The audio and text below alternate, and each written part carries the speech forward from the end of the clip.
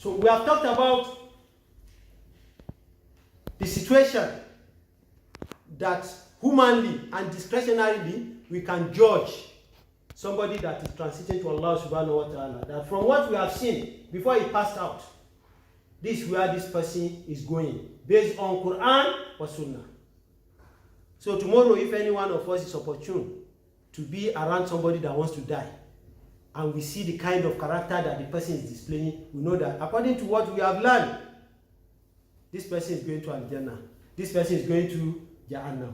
May Allah let us be among the people that will be inmates of Al-Jannah.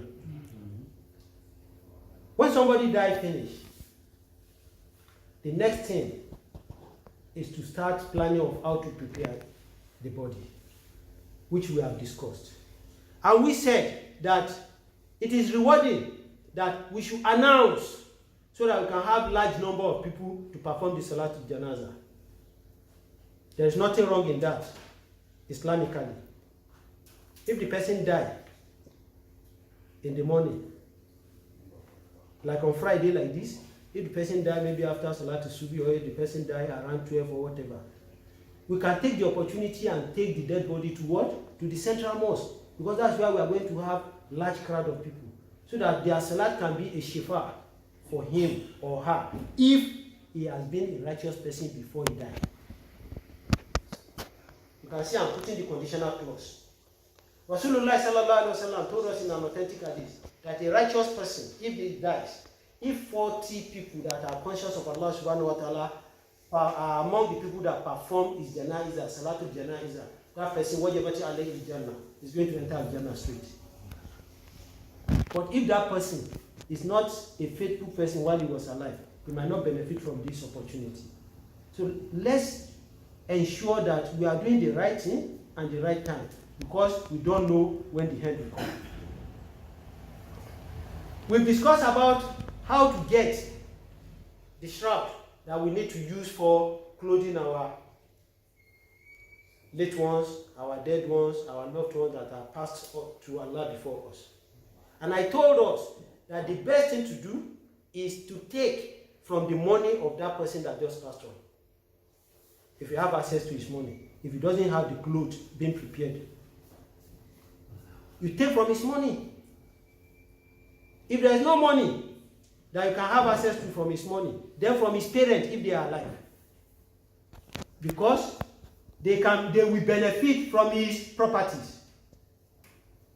They are entitled to whatever he leaves behind. So as they will benefit from that, they too should bring out money from their pocket to buy the lasting clothes for him. If he has no parents, then his children. They should put money together and use their money to buy the clothes that their father or their mother is going to sleep with. If those ones are not available, then the extended family, maybe his brother, all those that we have talked, when we are talking about will last year, those that will benefit from will, all those categories of people that will benefit from will, they are the ones that should contribute hierarchically, as I've started stating them, from the family, after the children, maybe their uncle, their aunt. So if all these people are not available, that is when we now go to maybe the masjid where he used to pray.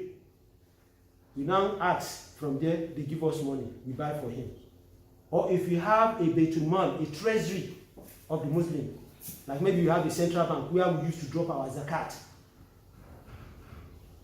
For the Muslims, they will pick from there.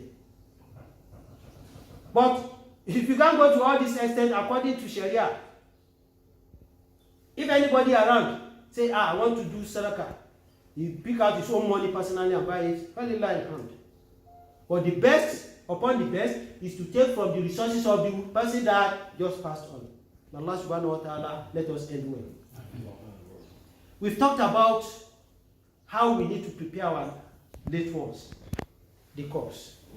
What I didn't mention 2 weeks ago was that Rasulullah sallallahu alaihi wasallam told us that anywhere we die, that is where we should be buried. Islamically, transporting dead body from one place to another is not part of Islam. Because the land that he died, maybe that is where the sand that they used to create him, or that Allah subhanahu wa ta'ala used to created him, that was where it was fetched. And nobody will die where Allah subhanahu wa ta'ala has not destined him to die. Some people will die, we are going to see their dead body. We are going to bury them. Some people, we won't see their dead body. Some people will die inside animal inside the sea. That's where their own grave will be. You keep on waiting at the seesaw. That maybe after 3 days, the ocean will bring the dead body out. Already, the shark and the whales, they finished him or her. That's their own grave. So the ones we see, there is no need transporting them from one place to another. Let's take an example. Anybody that dies in Makkah and Medina, will Saudi Arabia government release them for you? It's their property. No matter your status here, they will never release it. They do the burial themselves. Because that is what Rasulullah sallallahu alaihi wasallam teaches us.